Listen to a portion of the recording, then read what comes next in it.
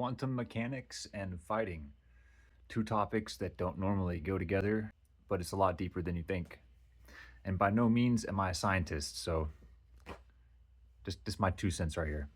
Science shows us that observation collapses quantum probability, and before observation, everything exists as probability. Reality is much more malleable than most people think.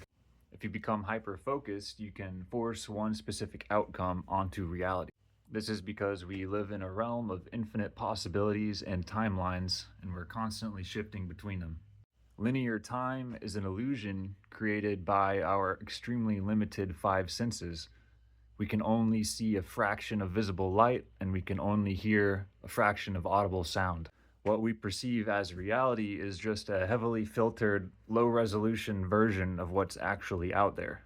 In fighting and generally just in life, the person who wins the most is the person who is able to direct their attention the strongest. And that person is the one that can shape which timeline plays out. The distracted person is lost in a sea of possibilities, where the focused person collapses everything into victory.